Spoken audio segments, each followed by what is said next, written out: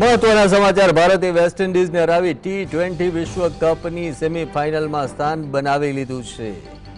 Team ઇન્ડિયાનો વિશ્વકપમાં record break run chase ગણી શકાય અને 5 વિકેટથી ટીમ ઇન્ડિયા આ મેચને જીત્યું છે। ભારતે વેસ્ટ ઇન્ડિઝને હરાવી ટી20 વિશ્વકપ સેમીફાઇનલમાં પોતાનું સ્થાન નિશ્ચિત કર્યું છે। તો ટીમ ઇન્ડિયાનો વિશ્વકપમાં જે આ રેકોર્ડ બ્રેક રન ચેઝ છે, અત્યાર સુધી 180 રનથી વધારે રન ચેઝ નથી થઈ શક્યો, તેની સામે આ 196 રનનો જે રન ચેઝ હતો ટીમ ઇન્ડિયા આસાનીથી બનાવ્યો અને 5 વિકેટે ભારતે વેસ્ટ ઇન્ડિઝને કચડી નાખ્યું છે। આમ ટીમ ઇન્ડિયાનો વિશ્વકપમાં રેકોર્ડ બ્રેક રન ચેઝ છે અને ટીમ ઇન્ડિયા હવે સેમીફાઇનલમાં પહોંચી ચૂકી છે। તો ભારતે વેસ્ટ ઇન્ડિઝને હરાવી ટી20 વિશ્વકપની સેમીફાઇનલમાં એક સ્થાન બનાવ્યું છે, જેમાં આજે સંજુ સેમસન દ્વારા ખૂબ જ એક આકર્ષક બેટિંગ કરવામાં આવી અને તે જીતનો હીરો કહી શકાય। ભારતે વેસ્ટ ઇન્ડિઝને 5 વિકેટથી હરાવ્યો છે અને આ પાછો વિશ્વ રેકોર્ડ છે એક રન ચેઝનો। ભારતે વેસ્ટ ઇન્ડિઝને ભારતને 196 રનનો જે લક્ષ્યાંક આપ્યો હતો ભારતે આસાનીથી પૂર્ણ કર્યો છે અને 5 વિકેટથી ભારતે આ શાનદાર જીત હાંસલ કરી છે। તો ટીમ ઇન્ડિયાનો વિશ્વકપમાં જે આ રેકોર્ડ બ્રેક રન ચેઝ છે, 195 રન વેસ્ટ ઇન્ડિઝ દ્વારા બનાવવામાં આવ્યા હતા અને 196 રનનો લક્ષ્યાંક આપવામાં આવ્યો હતો। 4 બોલ બાકી રહેતા જ પહેલા જ ટીમ ઇન્ડિયાએ આ જીતના ચોગ્ગા સાથે જીત હાંસલ કરી છે અને સેમીફાઇનલમાં સ્થાન બનાવ્યું છે। તો સેમીફાઇનલમાં હવે ટીમ ઇન્ડિયા પહોંચી ચૂકી છે અને ભારતે વેસ્ટ ઇન્ડિઝને હરાવી ટી20 વિશ્વકપમાં સેમીફાઇનલમાં સ્થાન બનાવ્યું છે। તો આ સમગ્ર મામલે ચર્ચા કરવા અમારા સહયોગી પ્રવીણ આહિર અને દક્ષેશ પાઠક સર જોડાઈ ગયા છે। બંને મહાનુભાવોનું સ્વાગત છે અને આજે જે ટીમ ઇન્ડિયાએ શાનદાર જીત હાંસલ કરી છે, પ્રવીણ, સૌ પહેલા આપ શું કહેશો? ભાઈ અને હું અને પ્રફુલ્લ વૈદ્ય જ્યારે ડિબેટમાં હતા આજે સાંજે, ત્યારે એ જ હતું કે રેકોર્ડ્સ ને બધું બાજુ પર મૂકીએ અને આજે એક એવો મુકાબલો થાય કે જે પણ કન્ફ્યુઝન છે અથવા તો જે કંઈ પણ સંશય છે એ બધી જ વસ્તુઓ નેસ્ત નાબૂદ થઈ જાય। અને કદાચ મુકાબલો પણ એ પ્રકારનો હતો, ઈડન ગાર્ડન જે ફિલિંગ્સ વેસ્ટ ઇન્ડિઝ ટીમની અને ડેરેન સેમીની જોડાયેલી હતી, જે પ્રમાણેનો મુકાબલો એક્સપેક્ટેડ હતો એ પ્રમાણેનો થયો, હાઈ સ્કોરિંગ ગેમ થઈ। અને રેકોર્ડની જ વાત કરી લઈએ તો અત્યાર સુધીમાં આપણે 2014માં દક્ષિણ આફ્રિકા સામે હોય, 2022માં એમસીજીમાં પાકિસ્તાન સામે રનચેઝ હોય કે પછી 2016માં મોહાલીમાં ઓસ્ટ્રેલિયા સામે રનચેઝ હોય, ત્રણેયમાં એક જ વાત કોમન હતી, વિરાટ કોહલી। વિરાટ કોહલી હવે ટીમ ઇન્ડિયા પાસે આ ફોર્મેટમાં નથી, પણ સંજુ સેમસને જે મેચ્યોરિટીનો પરિચય આપ્યો છે, જે કામનેસનો પરિચય આપ્યો છે કે નવ્સની ગેમમાં એક એન્ડ પકડીને આટલી હાઈ સ્કોરિંગ ગેમમાં કઈ રીતે ટીમને વિક્ટરી સુધી લીડ કરવી, એ કદાચ બેસ્ટ એક્ઝામ્પલ છે। કદાચ ઇનિંગ્સ ઘણી બધી આવશે, પણ સંજુ સેમસનના લાઈફની આ એવી ઇનિંગ છે જે લાંબા સમય સુધી યાદ રહેશે, કેમ કે પાવર પ્લેમાં વધુ એક વિકેટ પડી ગયું તો પરિસ્થિતિ જુદી હોત, એ પ્રેશર જુદું હોત। એ તિલક વર્મા હોય, સૂર્યકુમાર યાદવ હોય, ઇન્ક્લુડિંગ સારું સ્ટાર્ટ પછી ઈશાન કિશન અને અભિષેક શર્મા હોય, એ જરૂરી હતી એ સ્ટેબિલિટીની, જે સ્ટેબિલિટી ખૂટી રહી હતી ઇન્ડિયન ટીમ માટે।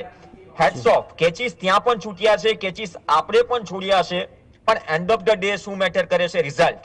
રિઝલ્ટ કરે છે કે ઇન્ડિયન ટીમ સેમીફાઇનલમાં પહોંચી ગઈ છે, વાનખેડેમાં રમશે।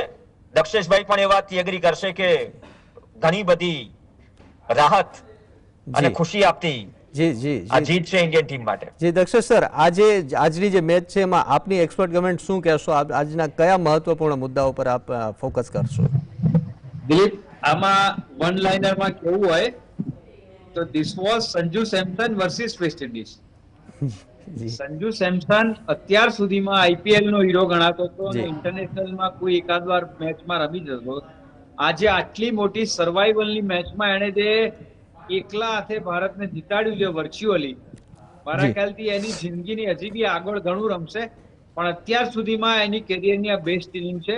કારણ કે ભલે સામે ટીમ વેસ્ટ ઇન્ડિઝ તો મજબૂત જ છે, પણ નેપાળ જેવી બી ટીમ હોય ને તો જે વર્લ્ડ કપની સર્વાઈવલ મેચ કહેવાય, ડુ ઓર ડાઈની મેચમાં, એમાં 195 196 ચેસ કરવા ને એક ગમે તેવી ટીમ સામે ઈઝી નથી હોતું।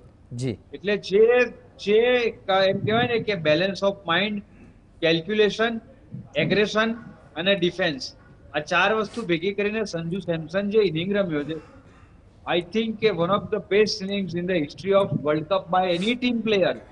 અને એક સંજોગ એ કહું કે 2016ની સેમીફાઇનલમાં વેસ્ટ ઇન્ડિઝને આપણને જે હરાયું હતું ને, અને પછી અલ્ટિમેટલી વેસ્ટ ઇન્ડિઝ ઇંગ્લેન્ડને હરાઈને વર્લ્ડ કપ જીતી હતું, જી એ મેચમાં પણ વેસ્ટ ઇન્ડિઝે આઈડેન્ટિકલ સ્કોર જ ચેસ કર્યો હતો. આપણે 194 બનાવ્યા હતા જી અને એ લોકો ચેસ કરી ગયા હતા. આમાં લેન્ડિલ સિમોન્સે એકલા હાથે આપણને હરાયા હતા.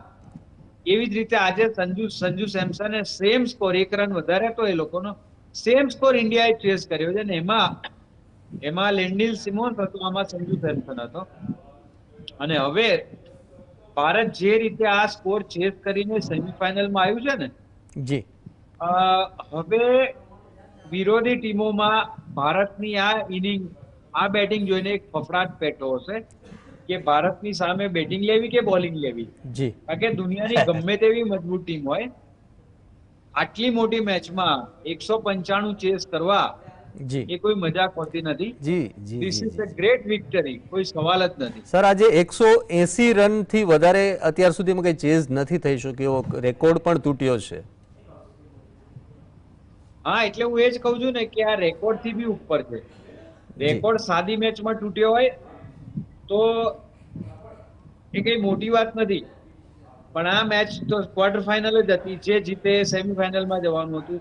જી વેસ્ટ ઇન્ડિઝે જબરદસ્ત બેટિંગ કરી હતી, કોઈ પ્રશ્ન જ નથી ઉભો થતો. પણ અંદર ખાને આપણને કોન્ફિડન્સ હતો કે અત્યારનો આપણો જે બેટિંગ ઓર્ડર છે એ આને પહોંચી વળવા માટે સક્ષમ છે. અને ખાસ તો મેં સાંજે પ્રવીણને એ જ કીધેલું જી કે વેસ્ટ ઇન્ડિઝમાં અત્યારે એમનો star bowler Alzarri Joseph injured હોવાના લીધે આવ્યો નથી. આ અલ્ઝારીની 4 ઓવરો જે એમને નથી મળી ને વેસ્ટ ઇન્ડિઝને, જી એનો બહુ ફરક પડ્યો છે. અલ્ઝારી હોત તો બહુ ભારતને થોડું ભારે પડે. પણ જે રીતે એના સ્પિનર્સ અને જે ફાસ્ટ બોલરોને આપણે જે રીતે ટેકલ કર્યા છે, આઈ થિંક કે hats off to Suryakumar Yadav. પણ હવે સેમીફાઇનલમાં અભિષેક શર્મા ઉપર લટકતી તલવાર છે. અને માત્ર સેમીફાઇનલ નહીં, એ આખા વર્લ્ડ કપમાં એક મેચને બાદ કરતા બહુ ખરાબ રીતે ફેલ ગયો છે. અને મારા ખ્યાલથી હવે સેમીફાઇનલમાં અભિષેક શર્માને ચાન્સ મળે એવી શક્યતા હું બહુ ઓછી જોઈ રહ્યો છું. જી સંજુ સેમસનની જોડે ઈશાન કિશન ઓપનિંગમાં આવશે અને એની જગ્યાએ, અભિષેકની જગ્યાએ રિંકુ સિંહ 6ઠ્ઠા નંબરે આવશે. જી જી જી સર, બંને મહાનુભાવો જોડાયા અને ખૂબ રસપ્રદ વાતો શેર કરી જે ક્રિકેટ જગતની છે અને અંદરની વાત પણ કહી શકાય તેવી ક્રિકેટ રસિકોને આ માહિતગારથી, તમે જે માહિતીથી માહિતગાર કર્યા, આપનો ખૂબ ખૂબ આભાર. તો સમાચારોમાં અત્યારે બસ આટલું જ. નમસ્કાર.